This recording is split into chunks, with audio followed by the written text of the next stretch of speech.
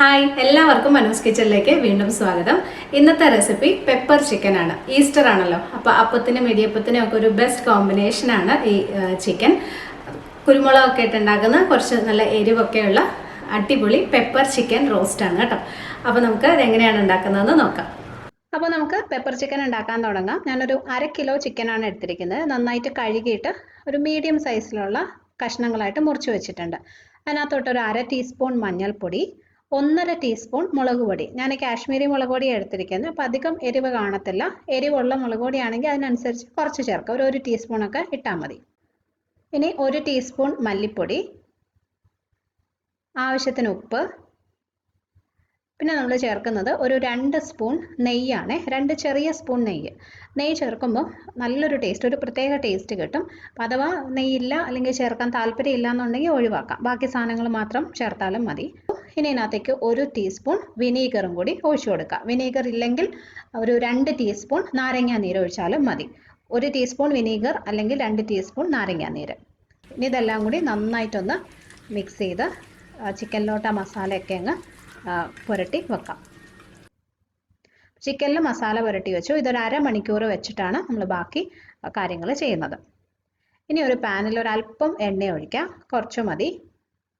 ഇതിനകത്തേക്ക് ഒരു ചെറിയ കഷ്ണം പട്ട, ഒരു 8-10 ഏലക്ക, 6-7 ഗ്രാമ്പൂ, 1 ടീസ്പൂണോളം കുരുമുളക്, ഒരു 1/4 ടീസ്പൂൺ ജീരകം, തോരനൊക്കെ ചേർക്കുന്ന ചെറിയ ജീരകവും കൂടി ഇട്ടു. ഇനി ഇത് ചെറുതായിട്ടൊന്ന് മൂത്ത് വരണം. അപ്പോൾ മസാലകളൊക്കെ മൂത്ത് കഴിയുമ്പോൾ അതിനകത്തേക്ക് ഒരു 3 സവോള കനം കുറച്ച് അരിഞ്ഞത്, 3 മീഡിയം സൈസിലുള്ള സവോള കനം കുറച്ച് അരിഞ്ഞത് ചേർത്ത് ഒരല്പം ഉപ്പും കൂടി ഇട്ടിട്ട് നന്നായിട്ടത് വഴറ്റി അത് നല്ലൊരു ബ്രൗൺ കളറാക്കി എടുക്കണം. നമ്മൾ വളരെ കുറച്ച് എണ്ണ ഒഴിച്ചിട്ടുള്ളൂ. അപ്പോൾ ഇത് വഴറ്റുന്ന സമയത്ത് എണ്ണ കുറവാണെന്ന് തോന്നുവാണെങ്കിൽ കുറച്ചും കൂടി ചേർത്ത് കൊടുക്കാവേ. നന്നായിട്ട് നിറം മാറി വരണം. സവോള ദേ ഇതുപോലെ നല്ല ഗോൾഡൻ കളറിൽ ആയി വന്നിട്ടുണ്ട്. അപ്പോൾ ഞാൻ സ്റ്റൗ ഓഫ് ചെയ്തു. ഇത് കുറച്ച് സമയം ഒന്ന് മാറ്റി വെക്കാം. എൻ്റെ ചൂടൊന്ന് മാറിയിട്ട് നമുക്കിത് അരച്ചെടുക്കണം. സവോളയുടെ ചൂട് മാറിക്കഴിയുമ്പോൾ ഒരു മിക്സി ജാറിലിട്ടിട്ട് കുറച്ച് വെള്ളവും കൂടി ഒഴിച്ച് നന്നായിട്ട് അരച്ചെടുക്കുക. ഒരുപാട് ലൂസായി പോകണ്ട, കുറച്ച് വെള്ളം ഒഴിച്ച് നല്ല തിക്കായിട്ടുള്ളൊരു പേസ്റ്റായിട്ട് അരച്ചെടുത്താൽ മതി. ഇതുപോലെ ചിക്കൻ മാരിനേറ്റ് ചെയ്ത് വെച്ച് 1 മണിക്കൂർ കഴിയുമ്പോൾ ഒരു പാനിൽ കുറച്ചും കൂടി എണ്ണ ഒഴിക്കുക. ഒരു 2 ടീസ്പൂൺ അത്രയും മതി. ഇതിനകത്തേക്ക് ഒരു പച്ചമുളക് ചെറുതായിട്ട് അരിഞ്ഞതും 1 ടേബിൾ സ്പൂൺ ഇഞ്ചി നല്ല കുഞ്ഞായിട്ട് അരിഞ്ഞെടുത്തതാണ്, അത് ചേർത്തു. ഇനി ഇതിനകത്തേക്ക് 1 ടേബിൾ സ്പൂൺ തന്നെ വെളുത്തുള്ളി ചെറുതായിട്ട് അരിഞ്ഞതും കൂടി ഇട്ട് കൊടുക്കാം. ഇതെല്ലാം നന്നായിട്ട് വഴറ്റി ആ ഇഞ്ചിയുടെയും വെളുത്തുള്ളിയുടെയും പച്ചപ്പൊന്ന് മാറണം. ഇതിനകത്ത് കുറച്ച് കറിവേപ്പിലയും കൂടി ഇടുന്നുണ്ട്. ഇഞ്ചിയുടെയും വെളുത്തുള്ളിയുടെയും ആ ഒരു പച്ചപ്പൊക്കെ മാറിക്കഴിയുമ്പോൾ പൊടികൾ ചേർക്കാം. ഒരു 1/4 ടീസ്പൂൺ മഞ്ഞൾപ്പൊടി, 1/2 ടീസ്പൂൺ മുളക് പൊടി, 1 ടീസ്പൂൺ മല്ലിപ്പൊടി, 1/2 ടീസ്പൂൺ കുരുമുളക് പൊടി, ഒരു 1/4 ടീസ്പൂൺ ഗരം മസാലപ്പൊടി. ഞാൻ വീട്ടിൽ തന്നെ പൊടിച്ച ഗരം മസാലപ്പൊടിയാണ്. ഇതെല്ലാം ചേർത്ത് നന്നായിട്ട് വഴറ്റി പൊടികളുടെ ആ ഒരു പച്ചപ്പങ്ങ് മാറണം.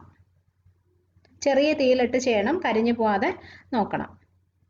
ഇനി ഇതിൽ നമ്മൾ മാരിനേറ്റ് ചെയ്ത് വെച്ച ചിക്കൻ ചേർത്ത് നന്നായിട്ട് കുറച്ച് നേരം ഒന്ന് വഴറ്റണേ. ചിക്കനിൽ നമ്മൾ ചേർത്തിരിക്കുന്ന ആ മസാലകളുടെ ഒരു പച്ചപ്പ് ഒന്ന് മാറുന്നത് വരെ നന്നായിട്ടൊന്ന് വഴറ്റിയെടുക്കാം. ഇനി ഇതിനകത്ത് നമ്മൾ അരച്ചു വെച്ച ഉള്ളി പേസ്റ്റ് കൂടി ചേർത്ത്, സവോളയുടെ പേസ്റ്റും കൂടി ചേർത്ത് നന്നായിട്ട് ഇളക്കിയെടുക്കുക. ആ പേസ്റ്റ് ഫുള്ളായിട്ട് ചിക്കനിൽ അങ്ങ് കോട്ട് ചെയ്തിരിക്കുന്ന രീതിയിൽ മിക്സ് ചെയ്ത് എടുക്കണം. ഇതിനകത്ത് ഉപ്പ് നോക്കിയിട്ട് വേണമെങ്കിൽ ചേർത്ത് കൊടുക്കാം. ചിക്കൻ മാരിനേറ്റ് ചെയ്തപ്പോഴും പിന്നെ സവാള വഴറ്റിയപ്പോഴും നമ്മൾ കുറച്ച് ഉപ്പ് ഇട്ടിട്ടുണ്ടായിരുന്നു. അപ്പോൾ അത് നോക്കിയിട്ട് ചേർത്താൽ മതി. നന്നായിട്ട് മിക്സ് ചെയ്യുക. ഇനി ഇത് നമ്മളൊന്ന് അടച്ചു വെച്ച് വേവിക്കാൻ പോവാണ്. ഈ സമയത്ത് വെള്ളം ഒഴിക്കേണ്ട, കാരണം നമ്മൾ മസാല ചേർത്തിട്ട് ഉടനെ തന്നെ ഇതിനകത്തേക്ക് വെള്ളം ഒഴിച്ചു കഴിഞ്ഞാൽ ചിക്കനിലോട്ട് ആ മസാല നേരെ ചിലപ്പോൾ പിടിക്കത്തില്ല. അപ്പോൾ ആദ്യം ഒരു 10 മിനിറ്റ് ചെറിയ തീയിൽ ഇതുപോലെ തന്നെ വെച്ചൊന്ന് വേവിക്കാം. കുറച്ച് നേരം ഇരിക്കുമ്പോൾ ആ മസാലയൊക്കെ നല്ലോണം ഒന്ന് ചിക്കനിലോട്ട് പിടിക്കും. അത് കഴിഞ്ഞിട്ട് വെള്ളം ആവശ്യമുണ്ടെങ്കിൽ ചേർത്ത് കൊടുത്താൽ മതി.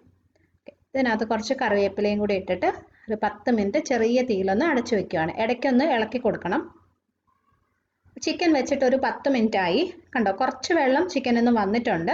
ചിലപ്പോൾ ചില ചിക്കനിൽ നിന്നൊക്കെ കുറച്ചും കൂടി നല്ലോണം വെള്ളം വരും, നിങ്ങൾക്ക് അറിയാമല്ലോ അത്. അപ്പോൾ അങ്ങനെയാണെന്നുണ്ടെങ്കിൽ പിന്നെ എക്സ്ട്രാ വെള്ളം നമ്മൾ ഇതിനകത്ത് ഒഴിക്കേണ്ട ആവശ്യമില്ല. അപ്പോൾ ഇതിനകത്തുനിന്ന് അധികം വെള്ളം വന്നിട്ടില്ലാത്തത് കൊണ്ട് ഞാനൊരു 1/2 കപ്പ് വെള്ളം ഇതിനകത്തോട്ട് ഒഴിക്കുവാണ്.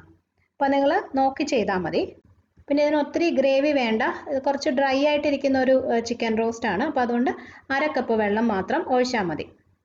എന്നിട്ടൊന്ന് മിക്സ് ചെയ്തിട്ട് നമുക്കിതൊരു 10-15 മിനിറ്റും കൂടി അടച്ചു വെച്ച് വേവിക്കാം. ഇടയ്ക്കിടയ്ക്ക് തുറന്ന് ഇളക്കി കൊടുക്കണം. അധികം വെള്ളം ഇല്ലാത്തത് കൊണ്ട് അടിയിലൊന്നും പിടിക്കാതെ നോക്കാം.